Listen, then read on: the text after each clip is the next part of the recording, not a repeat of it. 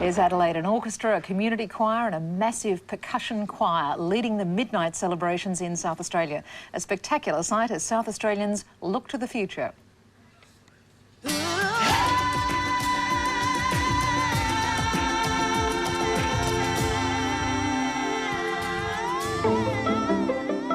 I'm not a futurist, but I suppose I see things progressing in such a way that the rest of the world is starting to see Australian art as something that's up there with the rest of them internationally.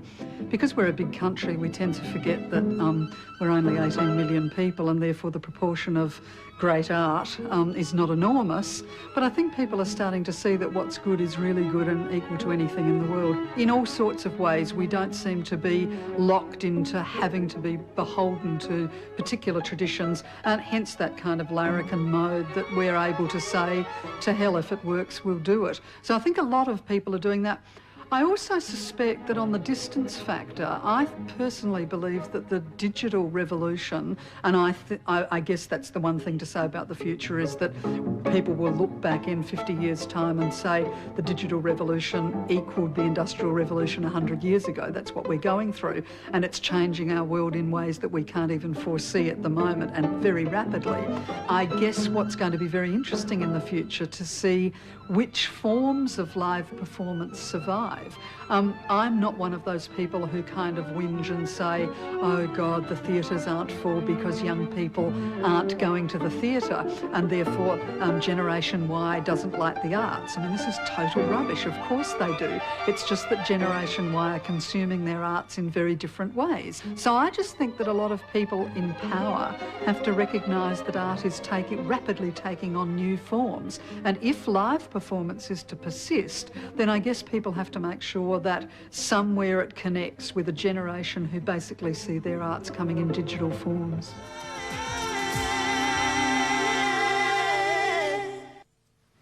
Well, still more fun to come. Queensland, the Northern Territory, WA still to come as our countdown clock reveals the seconds and each slowly ticking away. The fact they are ticking, of course, bears testimony to the fact that much of the hype surrounding the Y2K computer bug was just that, hype. But if the experts are to be believed, this won't be a non-event either, and officials are on duty in Canberra to deal with the bug should it strike.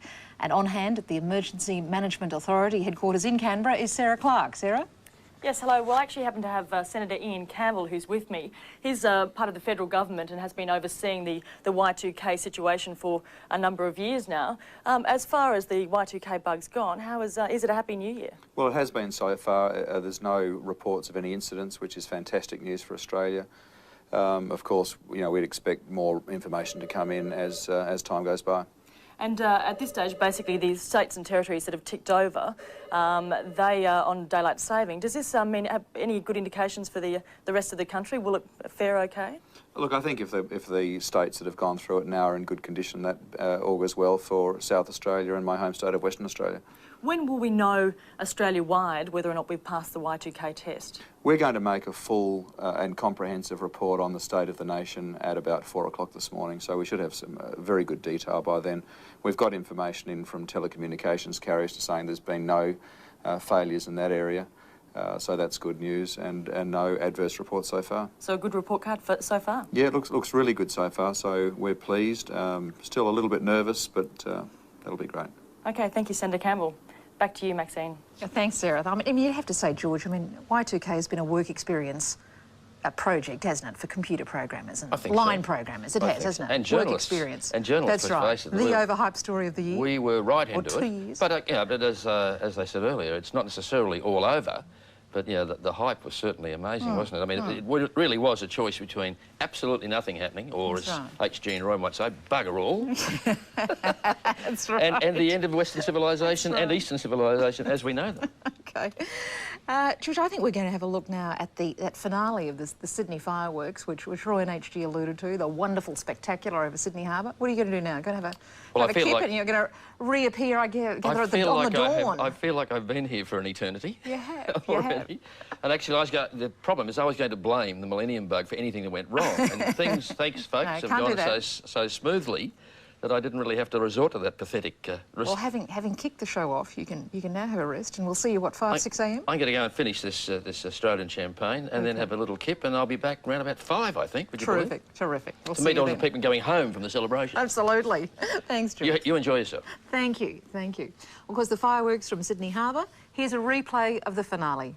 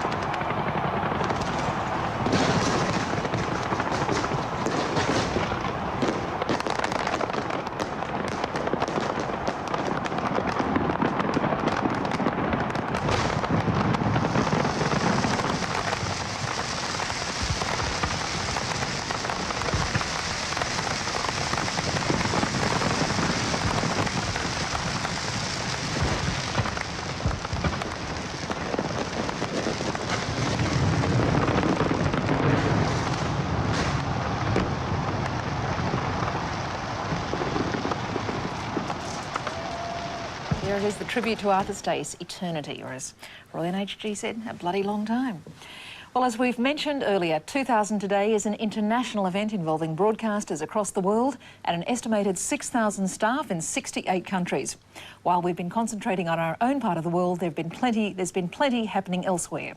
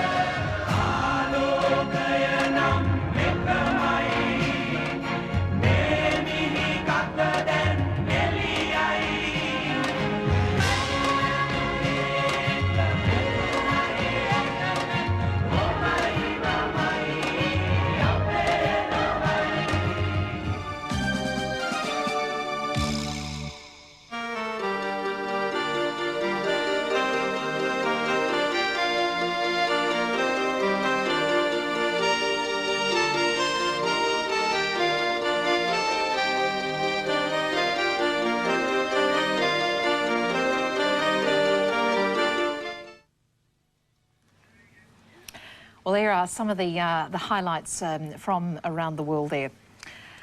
And if you could just roll up the auto cue there, we'll see what's going on next. OK, we're going to Machu Picchu now, some of the world highlights with 60 separate satellite paths tonight being used to carry the pictures around the world of the turn of the century. Here in Australia, the partying is well underway, and here's why.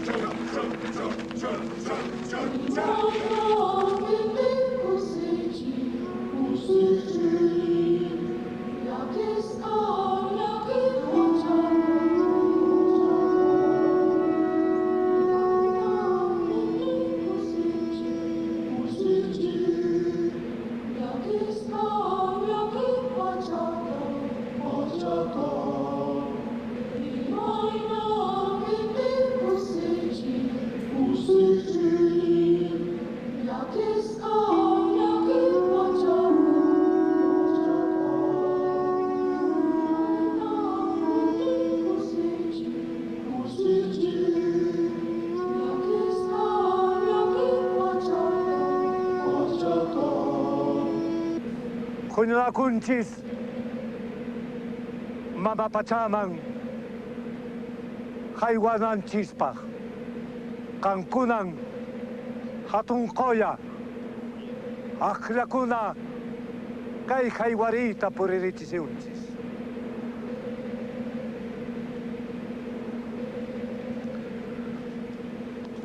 Hatun apu, lo kapas mo na ini kita juntas pang. Apu ay na Picchu. Apu putukusi. Apu Machu Picchu. Apu salkantay.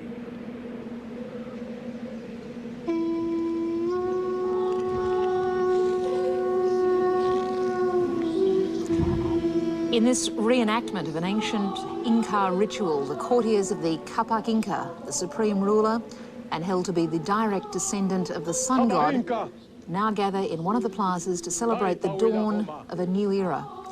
The sun has come full circle in its path across the sky, and it's time to make an offering to the earth goddess, the Pachamama, in the hope of a bountiful harvest in years to come.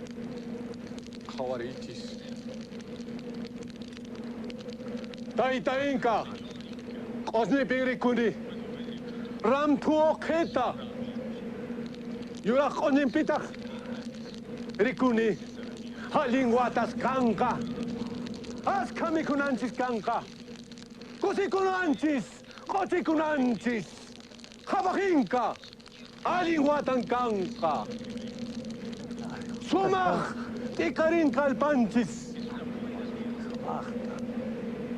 Askami kanka, kosikunanchis, kotikunanchis. Chaitang rikuni kabahinka. Oyari kinyang haiwa. Kurakakuli alintang rimarenki. Togun song kongwang. Chai suma haiwaita. Kunanka, ipenchis me, ochorikosunchis, Hayrispa! Hayri!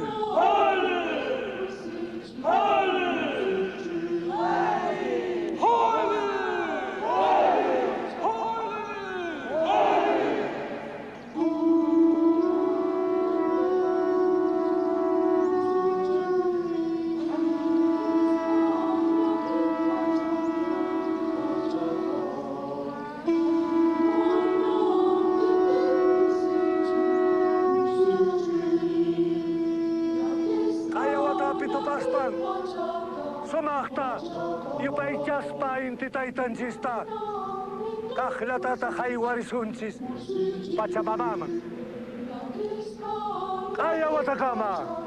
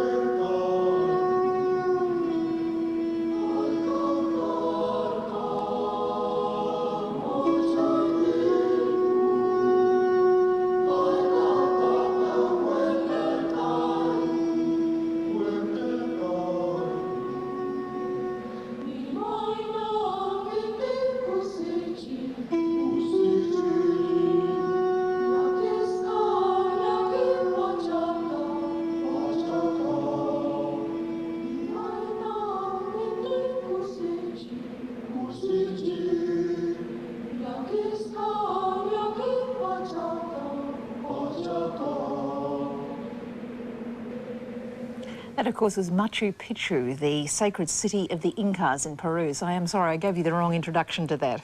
You're watching 2000 Today. We'll look now at some highlights from the east coast of Australia.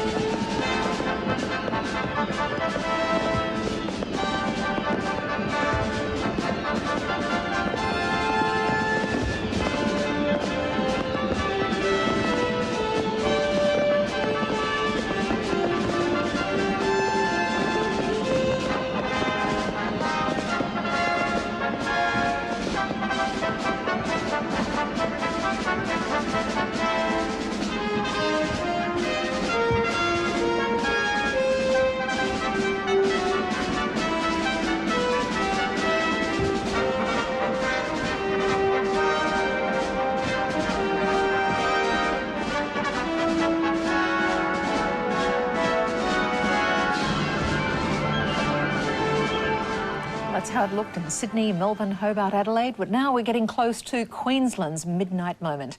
The countdown tells the story and indicates the relentless advance of 2000 on the Northern Territory and WA, both still some way off. In a moment we take you to Brisbane, but first a word from a Queensland and an Australian icon.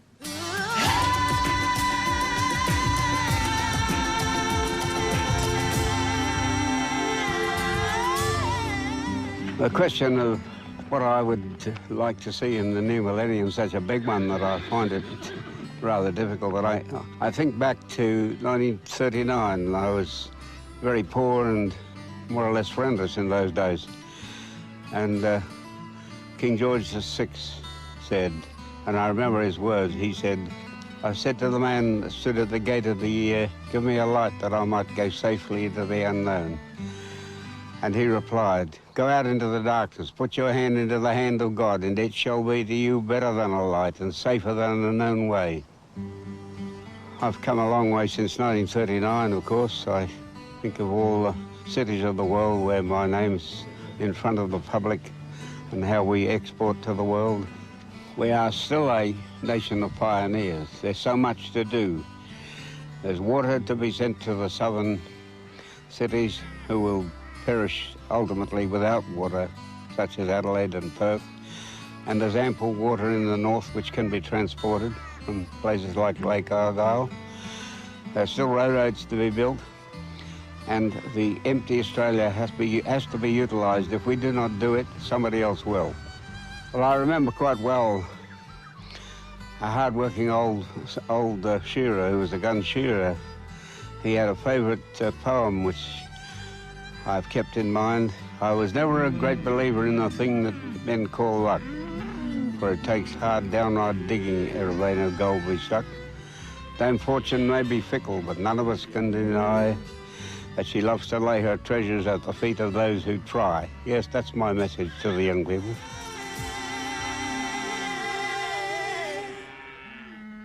And of course, as many millions will do all over the world today and tomorrow, in the day to come, Queenslanders are also arriving at their New Year's resolutions. Some of them shared them for our cameras.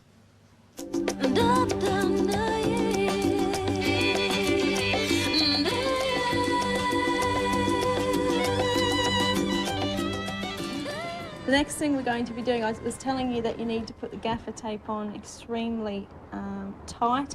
You also need to wrap it around really well in the corners. That's the charge, kids. Half a pound of black powder in a cotton bag round a bit of Kool-Aid. We're just going to put it here on the ramrod. We'll tape it on, cheat a little bit so that it doesn't fall over. I'd really love for all the Australians to get more Olympic seats to all the events. We hardly got any. Without it falling over and having to panic about getting it back out again. All right? Now we push this right down till it's home. Then we put a spike into that little bag down this hole here. That's to hold it while I pull the ramrod back out. One of my dreams to stop was around the world, and the other one was to go to the Olympics and watch the swimming. For someone to cure all the viruses and diseases around the world. And I'd really like people to let our peacekeepers come home for Christmas in the year 2000. I think they'd like that too. Just twist the ramrod round a couple of times to break the tape. Okay.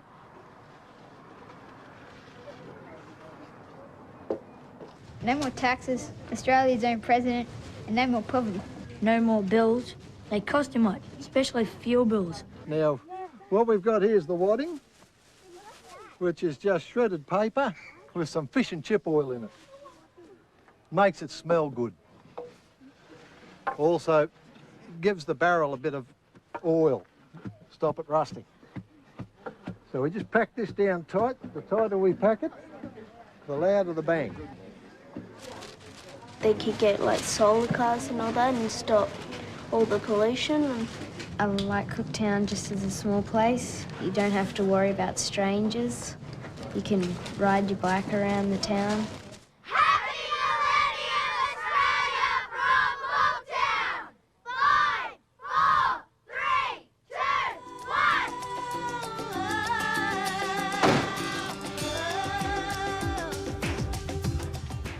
Well, not quite yet. Almost, not quite for Queensland. But of course, you're watching 2000 today, really the most ambitious live world television event in history. I know that some claim, but it's we believe it to be the case.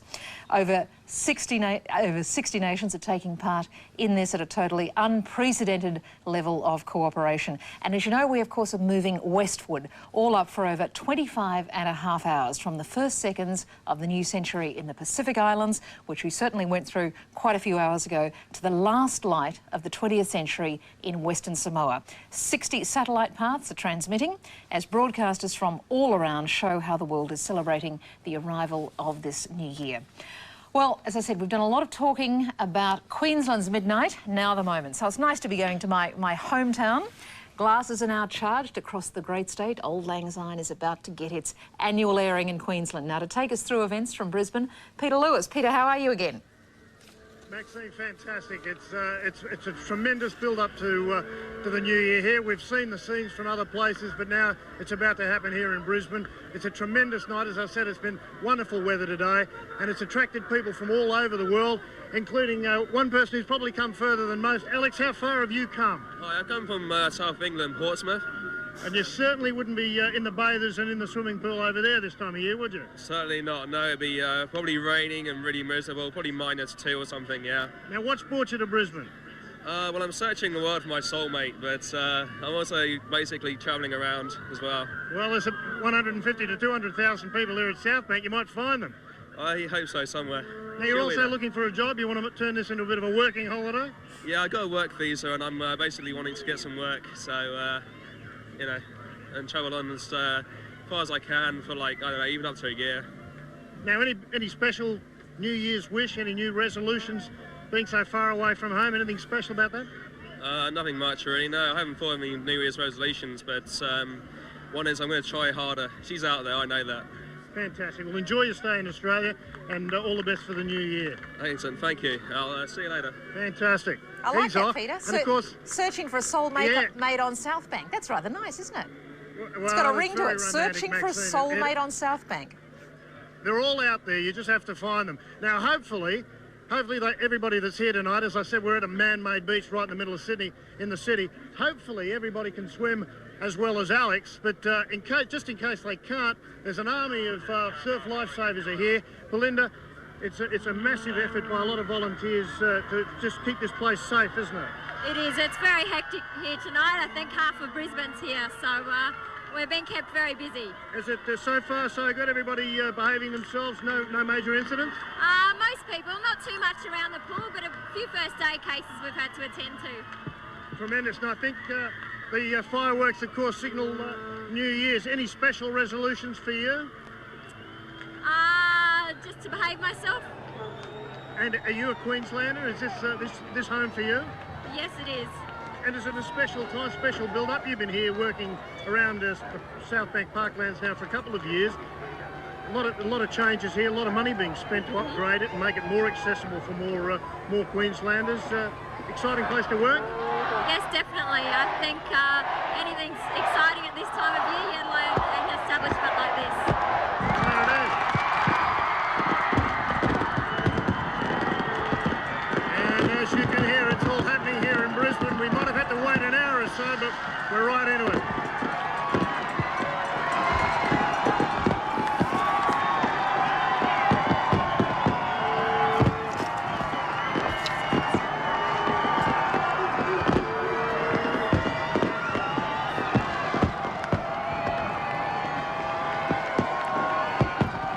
Fireworks there over the banks of the Brisbane River from the vantage of South Bank.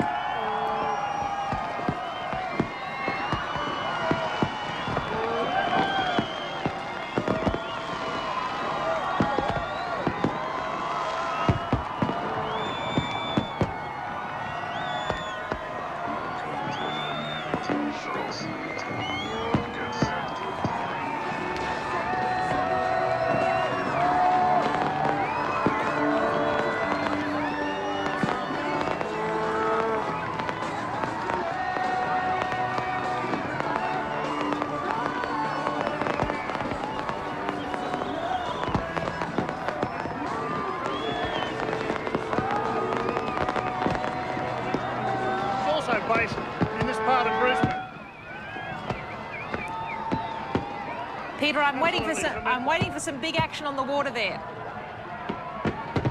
It's all scheduled to sort of happen over through there. In fact, right round from South Bank right through to the Story Bridge, an area, of course, you would know, a couple of kilometres of river area. And by now, there's about 500,000 people that have crammed every available vantage point between here and Kangaroo Point to get the best views. I can believe it. I think I can hear every one of the 500,000. They're having a great time. The most amazing thing about this is huge crowd, but moving among them over the last couple of hours, very good natured. Everybody is, has put up with the inconvenience of having to be here for hours. There's been some great entertainment. The crowd is good, as I said. The weather is perfect for this sort of thing, and everybody's really heeded the messages to come along and party in the right sort of spirit. And it's fantastic to see. And as Belinda said, they were catering for a pretty big crowd here tonight, and so far so good. It's been really good. There's been no major incidents anywhere. Nobody's gone into the river. There hasn't been any problems like that. So the party's going off without a hitch, and we obviously have breezed through the Y2K problem without a hitch as well. Oh, good. That one got very close. Well, Peter, I think that's been the spirit around the country. It's been enthusiasm and ebullience, but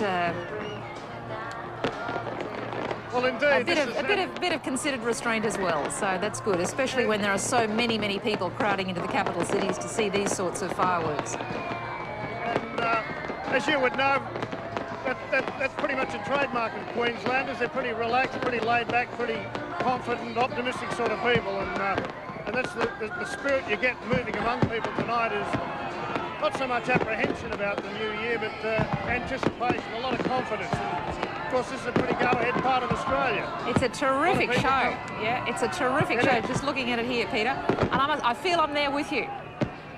Fantastic. No, it is.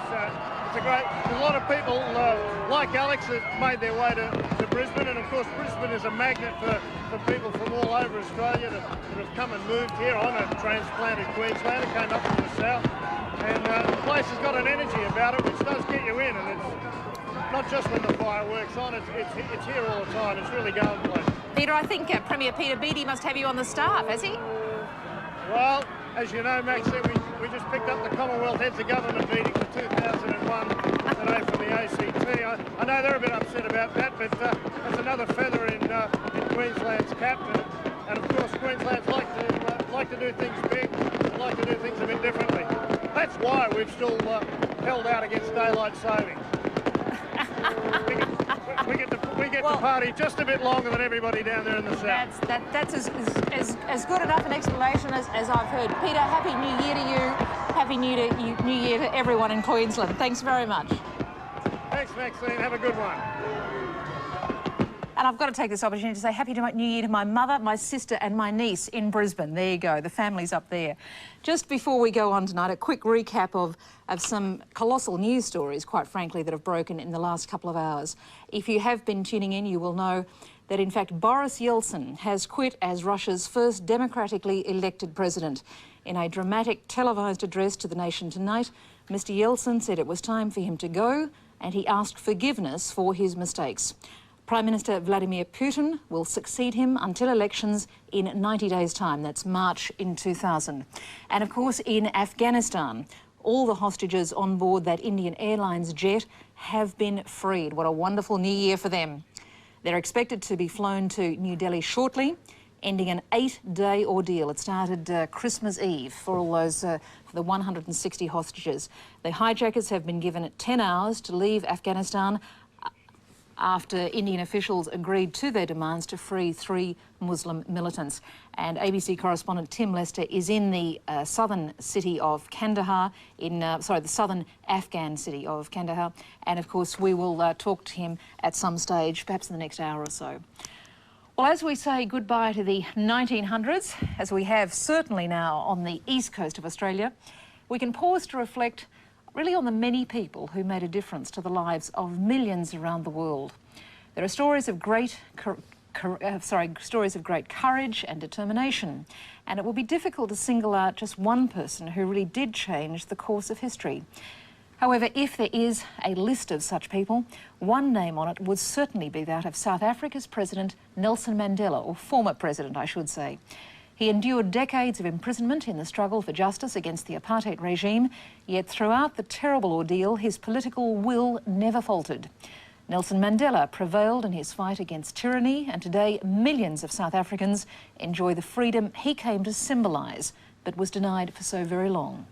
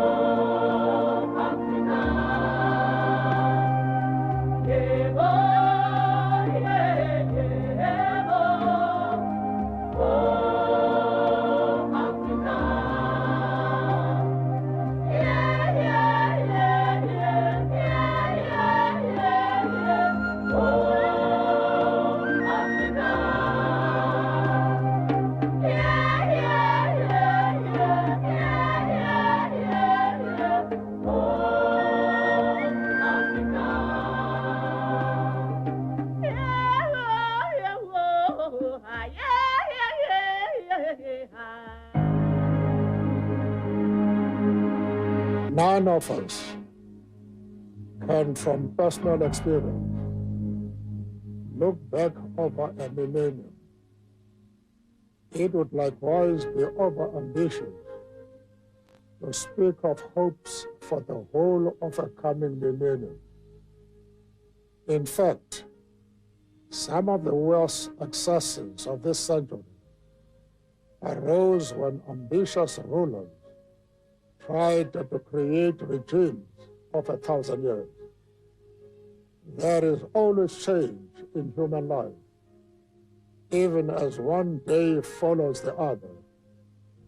What the turn of a century does, and in particular, the transition from one millennium to the next, is to bring a dramatic reminder of change and the possibilities of renewal. It makes us take stock of our past and consider our future.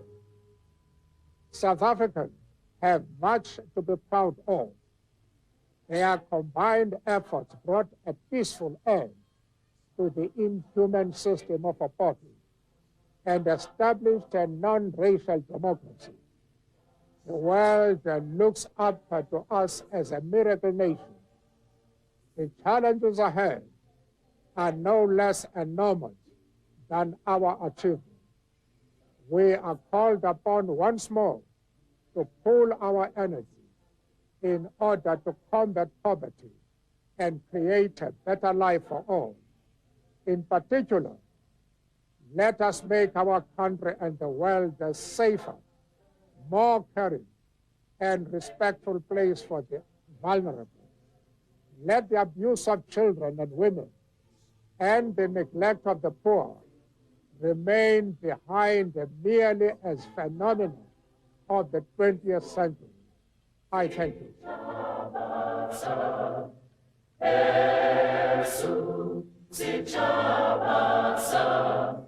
Africa. Magu Benjalo, Magu Benjalo.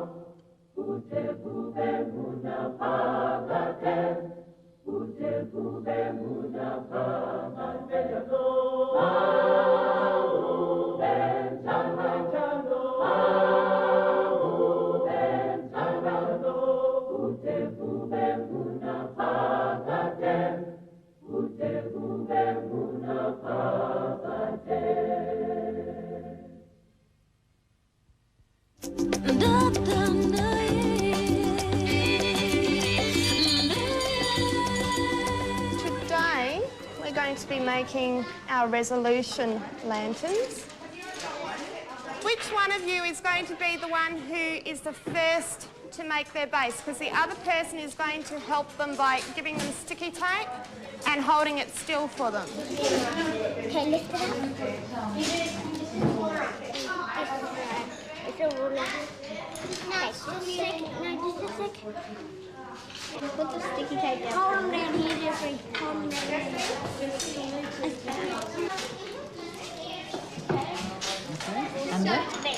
You need to measure 14 centimetres down from the top.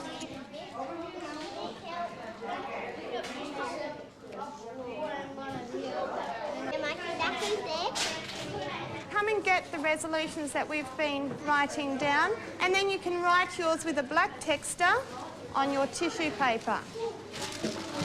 In the year 2000, I will help other people more.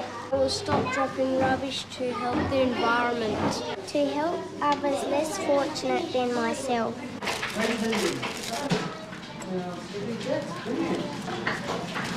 Is that your last one or first one?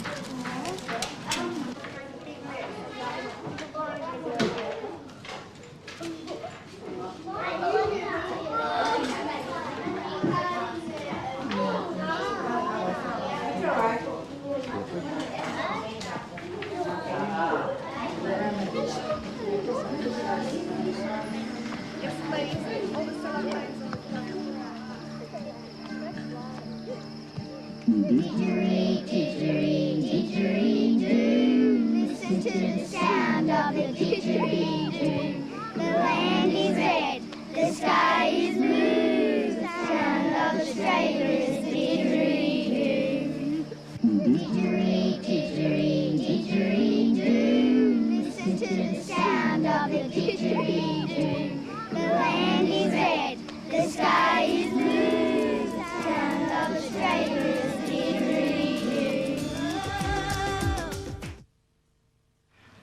We're moving closer to one of the central themes, I suppose you could say, of this evening's telecast, and that is the dead heart of Australia, one of the things that define us.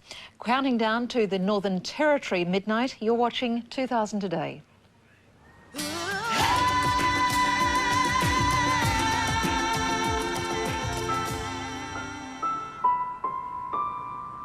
I remember when I was little, my dad used to always say how everybody's got a story, and in every story is the seed of a new world. A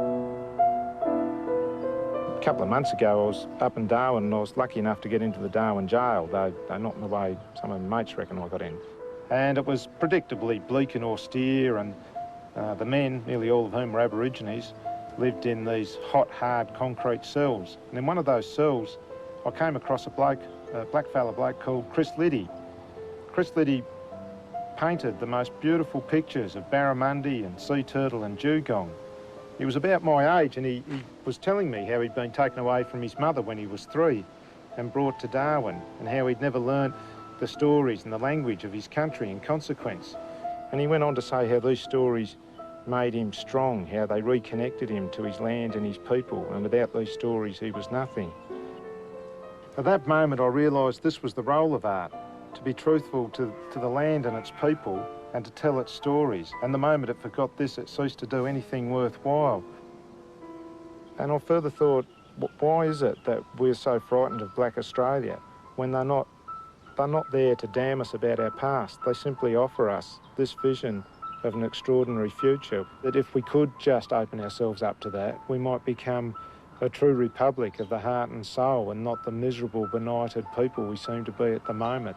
And as I stood in this hot, hard cell, looking at this most beautiful, serene painting, I realised the truth of what my father had said to me so long ago. If you would just listen.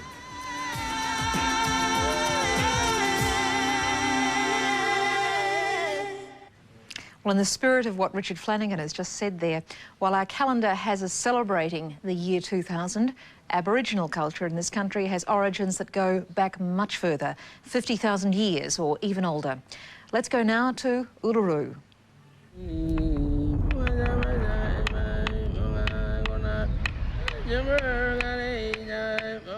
Uluru is the sacred heart of Australia.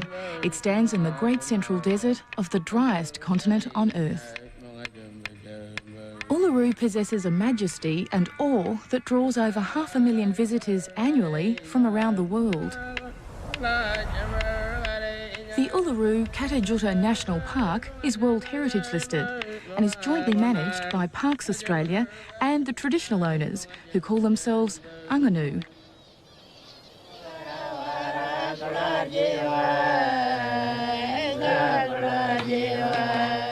To the Aboriginal custodians, Uluru holds a special spiritual place in their lives.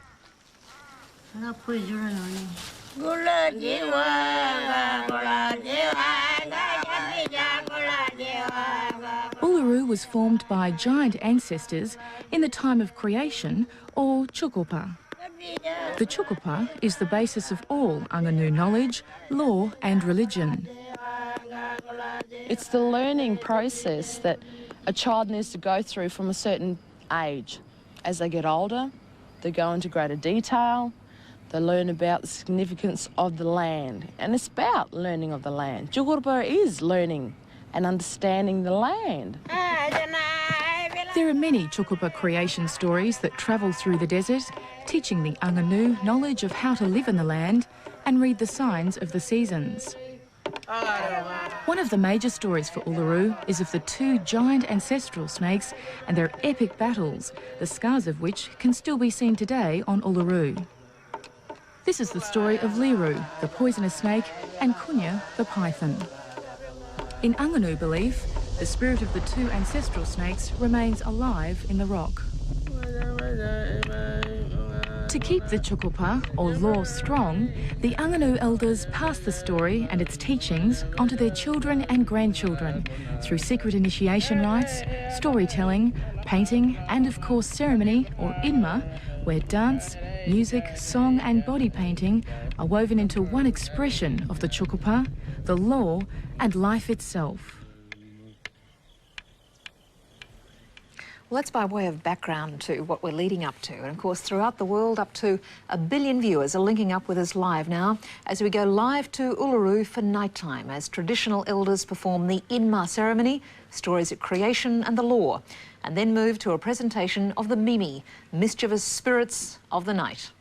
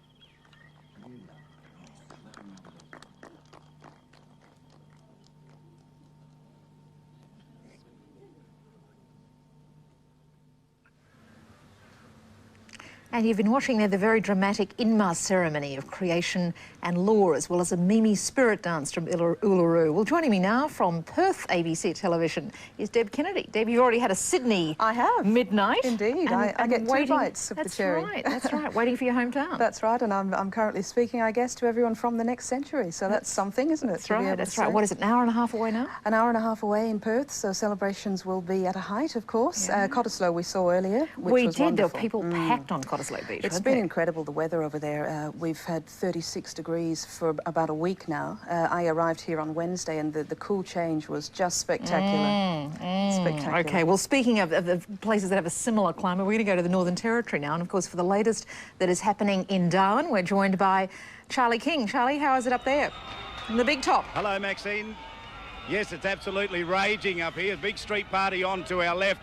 And all the hotels have been booked out in town, so thankfully everyone who's come in town to celebrate tonight are going to stay here and not take their chances on the road, which is good news. But we've had threats all week that big storms were coming, monsoonal rains were coming, and fortunately none of that happened. We've got fairly clear sky above us, although there's a cool breeze blowing in. That's a little bit of a worry, which means some rain might be coming behind it. But certainly we're going to get past the big moment without rain, and that's good news for everyone here. Okay, tell us exactly where you are, Charlie.